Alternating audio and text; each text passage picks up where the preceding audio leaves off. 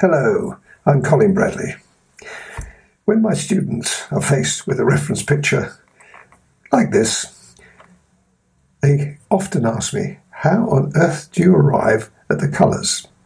Can we just put grey on there, or black on there, white on there, pink on there? It's not as easy as that, but by using the pastel pencil in a certain way, we can get some fantastic results, as you've probably seen. So I'm going to show you how I produce these different colours, or arrive at these different colours, by a process of building up the tones. Now let's first of all, we'll start over here. Now this is not going to be a picture, folks. This is just simply an exercise. You start off by putting some white in, and we'll just travel that around the eye.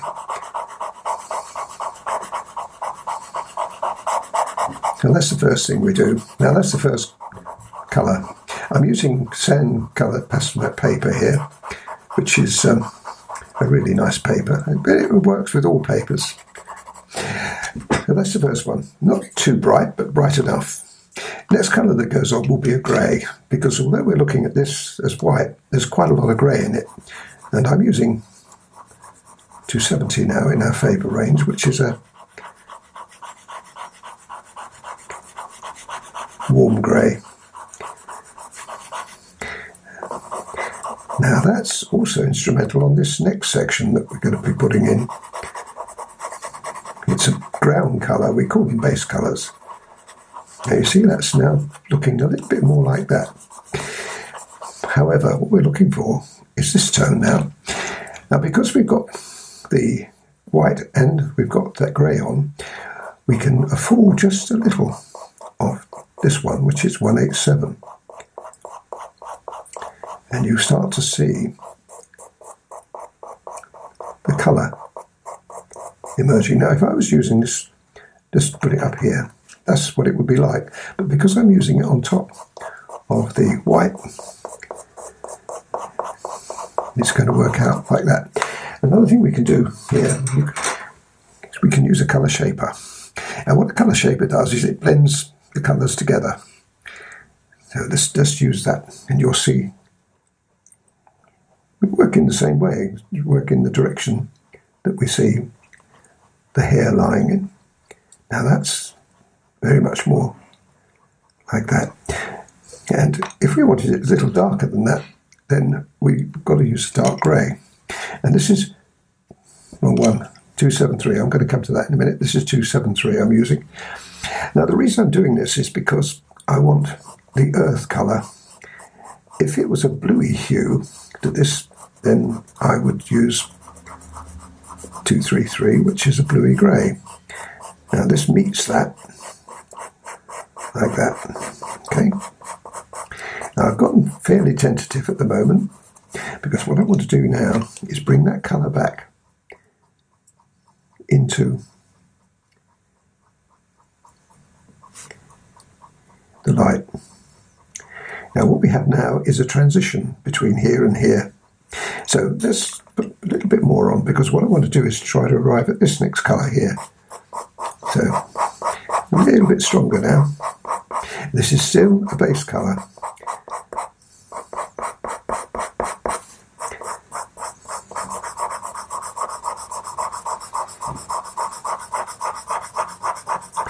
Now I want to make that just a little stronger. And it can come back into the white.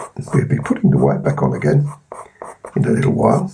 But what I'm trying to do is to make it look as real as I can. Now that looks good. Now there's another colour. Now, what colour would you say? Black, probably. Well, there is another colour that we can use in between that, and that is 175. Now 175 is a very strong tone.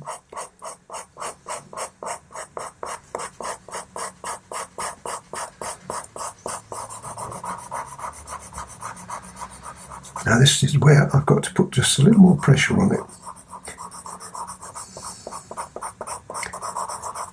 And that again can travel into the white. And you see how this is very, very much resembling that now.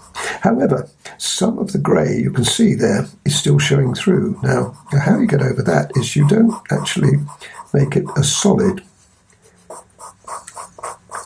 as up here. And when I put the next colour on in a minute, that will also show you. Remember, all I'm doing is this. You can see that colour coming through. So we've got a slightly lighter grey influence as well. And that can come back in like that.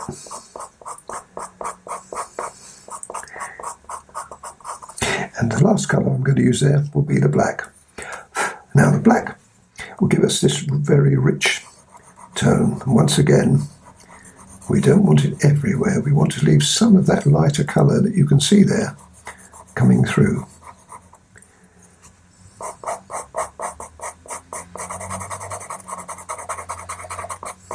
There you go. That's right.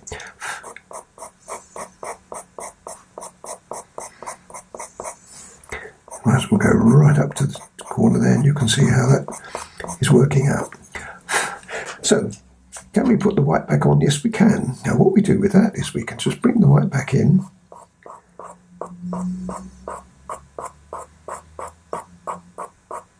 And where the grey and the white meet, you get that transition. Now, this is very quick. I'd normally take a lot more time doing this, but you can see how it's working. Like that. If you wanted that to be a little lighter than that, you just simply go back in with the colour you first used here and put a little bit of light back in. Like that. Right. Now, can we make that just a little more? Well, we can, because we can now use the 187 just to put that influence there of ochre as well. Once again, we can use the colour shaper just to finish that off. And that's how you arrive at that colour. Now, there's another thing I want to do while I'm here is show you another example. You see the ear? Well, here we've got white again. So I'm not going to do it all. I'll just do this section here. So the white would be the first colour that goes in. Up to the edge of that.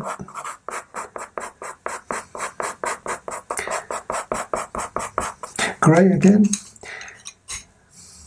And this time I'm using this one, which is 230. Now this is a bluey grey. That's got a slightly bluey hue to that. So there we've got the point. And now this could go into here as well.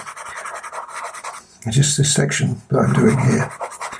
Because what we want to do is that pink in there in a moment. And I want the white to travel over the top of it. So we haven't put white in here.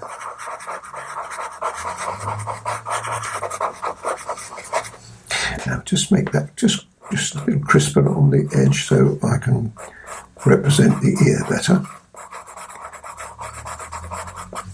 Now what I'm going to do now is I'm going to use this one, which is a Caran d'Ache.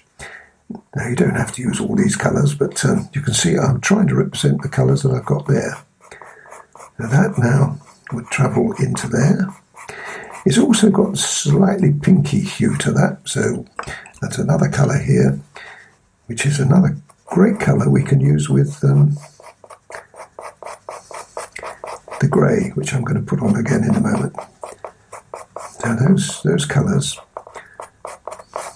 You see how I started off life with the white, and now it's beginning to get closer to this. But what about the colour in here? Well, here we've got to be careful because I'm going to use the grey, which in this case is 233. Remember I said I was going to use that again. It's similar, very similar to the grey that I've used just now, but this is a bluey grey. So I'm going to put this in now. I've got to cushion the effect of that strong pinky mauvey tone. So the grey will help me there, but you see it travels up there, and it also coincidentally works really well with that 189 which I was using. Now that's very close.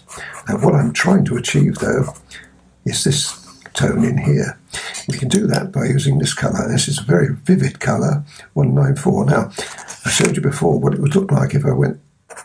That's what it looks like. Well, far too strong for that. But because we've got the cushion colour already there, we can now put that in as well, much lighter. And now you can see that I'm now representing that tone.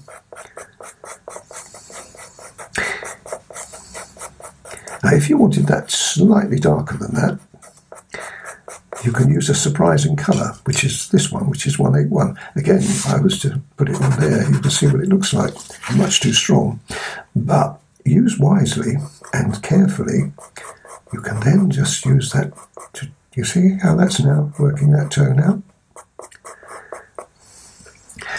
Now, if you want to make this just a little, you see those hairs? Let me just show you another bonus. Let's just put those hairs in. Make sure you can see all this. Zip them in with your nice sharp white. And you could even come back and put just a few more hairs in as well, representing those colours. Well, there we are. That's the first demonstration. I hope you've enjoyed it. It's simple, but very effective. And you can imagine if I was to do the whole animal with the same degree of strength, it would work really, really well. Anyway, I look forward to seeing you on another one of these very soon. Bye for now.